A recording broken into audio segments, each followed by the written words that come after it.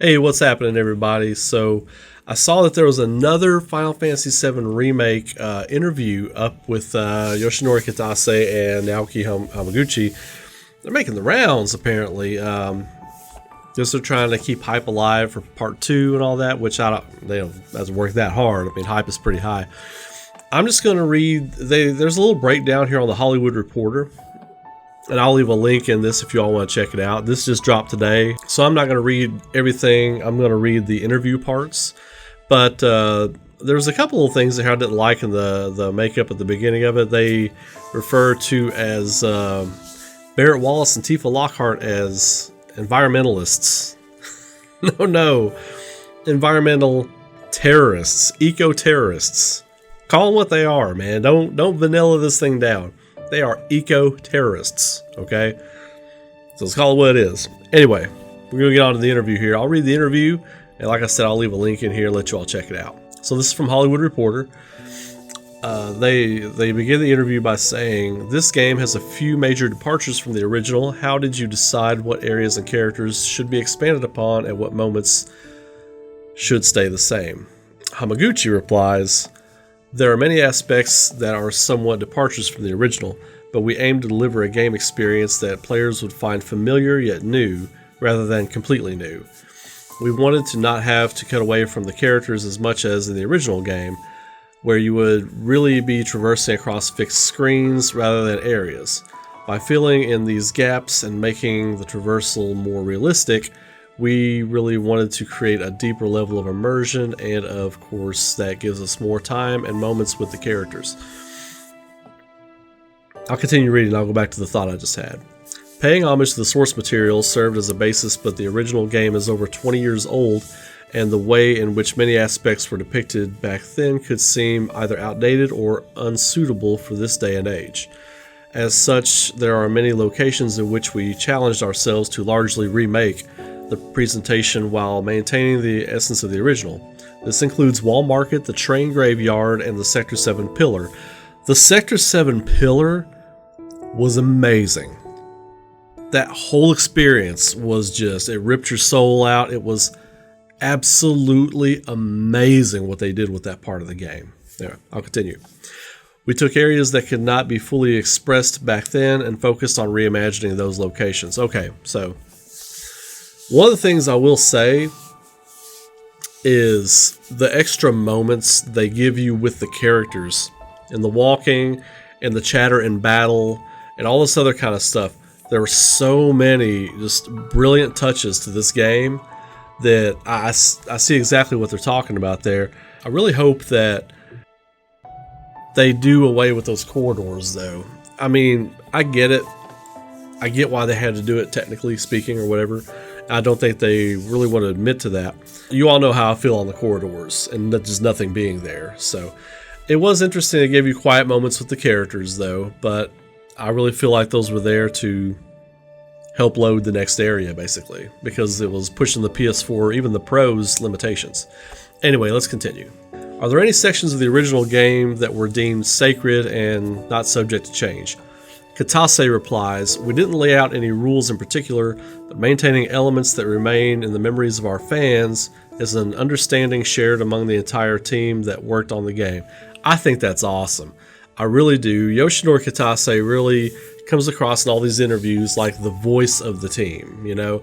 Like, it was important to them to not only make a fresh game that everybody could enjoy, but to really be like, hey, look, the fans of this game are the reason we're getting a chance to remake this thing. The reason we need to remake it is the fans. So we really have to do right by them and at the same time appeal to people who have never played the game. I get that, and I like that line right there. "The Honeybee Inn section of the game has been lauded for how it was handled. Was this a particularly challenging subject to approach given cultural differences between the late 90s and now? How did you approach updating this section of the game?" Naoki Hamaguchi replies, "From an ethical perspective, it's true that we need to be more mindful of our portrayal compared to the time of the original release. Therefore, we decided to largely reimagine the events that unfold throughout Wall Market, including Honeybee Inn. We felt like, let's make it highly entertaining and increase the showbiz aspect of the setting. The French Moulin Rouge and Japanese burlesque served as reference material. You can really see that. And you can really see that when you're playing that part of the game. It's really, really evident. Served as reference material as we worked to enhance the Honeybee Inn through the dance battle. The dance battle was fun as hell. I'm not even gonna lie. That dance battle was fun as hell. I loved it. In essence, we're paying homage to the enchantment of Wall Market, so I believe we were able to make the area feel familiar yet new, rather than a departure from the source material. I'm liking what I'm reading on this so far. I'm liking what I'm reading a lot on this so far. Sephiroth has a significantly expanded role in the Midgar section of the narrative. Why did you decide to give him more screen time earlier on than in the original? Kitase replies, it goes without saying that nobody knew how the Final Fantasy VII story would unfold at the time of the original release. In order to heighten the threat of Sephiroth, the antagonist, we made a conscious decision to not show Sephiroth toward the first half of the game. This approach is similar to the storytelling found in mystery novels seeking out the culprit, and it's also a production approach taken by the movie Jaws to heighten the looming threat.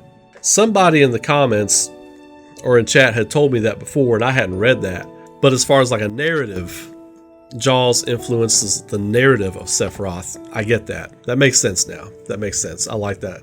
However, with Final Fantasy VII Remake, we knew that many fans were already familiar with Sephiroth, and we determined the same approach to production wouldn't be as meaningful.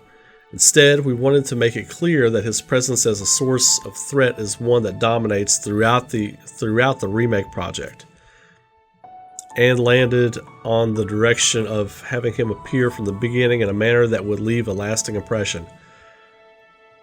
I love the way they pulled that stuff off. It was jarring at first because you're like, wait, Sephiroth isn't supposed to be here. Okay, I just had like a whole another theory just pop into my head.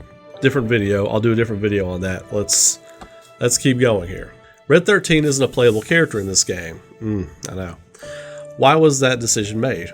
Hamaguchi replies, Red 13 appears toward the latter half of the story, so we felt there was insufficient time to really develop his character in a way that players would fully enjoy playing as him in the game. Now, before you all get in a huff about that, he's talking about players new to the game. Of course, we all fans, we all know and love Red 13. He's talking about people who haven't played the game before. That said, I do feel it was extremely important to build and establish the relationship between Cloud, the crew, and Red 13 when considering future developments in the story. So from the early stages, we had determined to use him as a starting point in the level design to complete the area around Hojo's research lab. The location appears toward the end of the game, at the end of this game. For those who felt disappointed about Red 13 not being playable in this installment, it would make me happy if you look forward to the next game. Please be excited. Please be excited. There are lots of nods to the original game in this remake, but also to other classic Final Fantasy titles. What's your favorite Easter egg? Are there ones that fans haven't caught yet? Hamaguchi replies, I think my favorite nod to the original is where Cloud and Aerith make their way through the rooftops of abandoned slum houses after escaping the church. The same scene exists in the original, and I felt that the scene of Aerith and Cloud getting to know each other was expressed well through that sequence. Portraying this more realistically with the modern technology available to us over the original allowed us to really take in the scenery of the slums and Midgar. I like that right there. I like what they're saying right there because it's another example of the big areas you had to traverse and the main specific purpose from their own mouths, admittedly now, and they're starting to admit things about why did they do this, why did they do that in the game. They're starting to come out and talk about it so that you could see the characters getting to know each other and that you could get to know the characters. That scene after the church with Aerith and Cloud I thought was beautiful. As I was playing it in the live stream, I was like, this is awesome. I love this. I just love it. Even as a person creating the game, I remember how it felt both familiar and new during development and how it got me thinking, so this is what the surrounding scenery looked like when Aerith and Cloud were making their way through this area in the original game. Perhaps a harder to recognize homage to the original would be, again, at the church, Between the time Cloud falls into the church and Reno appears, the player can freely roam around inside. During this time, the player moves to the area around the church exit. They will hear Reno considerately say the following: "Hang back, we're not in any hurry." This is actually a line that was implemented in the original, and the team working on this location proposed to include it in the remake as it was found in the source material. I didn't catch that, so I'm going to do like a normal playthrough to do some capture footage pretty soon, so I'm gonna look for that. I'm gonna listen for that. Where did the idea to include new characters like Roche, Chadley, etc. into the narrative come from? Hamaguchi replies, "There are many characters depicted in the compilation of Final Fantasy VII projects, Before Crisis, Crisis Core, Dirge of Cerberus, Advent Children, and titles that made an appearance in Final Fantasy VII Remake, but Roche and Chadley were originally proposed by the game design team." Wait, what other characters from compilation popped up in Remake? I'm probably just not thinking of it off the top of my head. Anyway, I'll go back to that. Maybe, if I think of one. But Roche and Chadley were originally proposed by the game design team, and we had requested our writer Mr. Nojima to incorporate them into the scenario. Regarding Roche, we originally considered making him a boss that concludes the motorcycle minigame as you head towards Sector 7. That said, we thought his originality as a character could pan into something interesting and decided to use his appearance in the motorcycle minigame as foreshadowing. We expanded on this by making him the boss for the Sectors 7 to 6 annex. In the cutscene, a strange bond of sorts can be seen forming between Cloud and Roche, and I'm also personally interested in seeing how things are going to unfold between them in the future. Regarding Chadley, we wanted to include content in which materia could be obtained through mission rewards in parallel with the main story progression. Considering lore, we came up with a role that would make him a researcher working for Shinra. Cool. So that answers everybody's question on Roche. Will he be in the next game? Yes, he will be in the next game. What will he be? I don't know. I've said many times, I feel like, if you've ever watched Inuyasha, I feel like Roche is going to be Koga to Cloud's Inuyasha. Jesse has become a fan favorite. Did you know that players would connect so strongly with a character who was such a minor presence in the original game? Kitase replies, "I did imagine this would happen to a certain extent.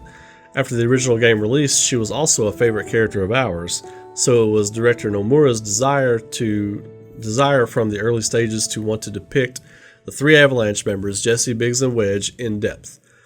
As a result, Mr. Nojima's distinctive dialogue, the voice cast's performance, which was excellent. More about that in a minute. And the cutscene team's wonderful direction, we were able to successfully depict her as a captivating character. She was fantastic. I love Jessie. I'm kind of tearing up a little bit thinking about Jessie's scene right now. The scene, the pillar. You know what I'm talking about. I don't want to cry. Moving on. The music of Final Fantasy VII Remake is a great mix of the original soundtrack remixes and new tracks. How did that come together? What was Nobuo Uematsu's involvement? Kitase replies, Mr. Uematsu expressed a strong desire to compose a main theme song for this game that did not exist in the original. As we wanted to include a dynamic soundtrack that matches the action and narrative on screen, it required a very large volume of new arrangements and new music for the new sections. The soundtrack was amazing. The soundtrack was just amazing. Therefore, the arrangements for many of the in-game music had been entrusted to composers that have a connection with Final Fantasy and are also trusted by Mr. Uematsu and me. In turn, we asked Mr. Uematsu to focus on the production of the main theme song, which we believe resulted in a wonderful track and beautiful soul. That song did grow on me. That song really grew on me. And that's it. That's all there is there. So, the big takeaways from this article, I'm going to go ahead and say they're starting to talk about some things now that everybody's just going to play it. It's pretty much finished it. People are talking about it. They see people talking about it. They're excited that, the things they planted in the game to keep people talking about it are working. I talked about that in yesterday's video. I don't know why yesterday's that way, apparently. It's that way. Yesterday is that way. That video. But people are talking about it, they're excited about it, and now they're divulging information. Why Sephiroth was involved so early. Is Roche going to be in future installments? the voice acting, talking about the music, the voice acting, what prompted them to do certain things. I think we get a trailer for Final Fantasy VII Remake Part 2 in August. I still feel like we get, even if it's a teaser trailer, in August. And it'll probably like tease a character. It might tease Vincent, it might tease Sid or Yuffie. Could tease all three of them. Could tease Genesis. I'm telling you, it's happening. Genesis is totally happening. If you don't think he is, you're fooling yourself. Anyway, because they talked about how they did include compilation of Final Fantasy VII characters, which I'm still trying to remember who in the game. I can't remember anybody from Final Fantasy VII Remake off the top of my head, unless you count what's her name, the chick from Sector 7. I forget her name. The Angel of the Slums granddaughter.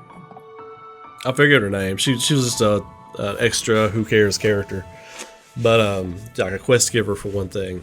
They're starting to talk. They're starting to be a little more loose-lipped. I think they're going to tie up talking about Remake Part 1, and then they're going to use this to segue into Remake Part 2 stuff. I'm excited. My fire is burning for this game again. Like I am. It never went out. I just need a break because I had made so much content and I had played so much of it. You know, I'm going to start streaming it again tonight. Going to go through it, have fun with it. You know, this game was like visiting old friends, and just the work they put into the characters and the development of the characters, it was really just moving, and I can't wait for the rest of it. But anyway, I'll cut the video there. If you all like that, throw a like on the video, share it around, talk about it a little bit, share the channel, subscribe if you haven't subscribed already, and click the bell for all notifications when I got new stuff going live. You will see it quickly. So whenever news like this breaks, I will be on it. I may not be the first guy, but I will be there. So I just want to put that out there. Thank you all for the support. Shout out to Aaron and shout out to Mesophin. Those are two of my big Patreon supporters. I want to start getting those in these videos, start throwing you all some love. And I'm going to start doing one of you all every video. So, but especially Aaron, man, Aaron, you're the man. You're the man. And Mesophin, I can't thank you enough. So you all have a great day. Keep rocking, and I will catch you all in the next video or the next live stream. All right? Y'all take care of each other. Be safe. Be good. And I will catch you all in the next one.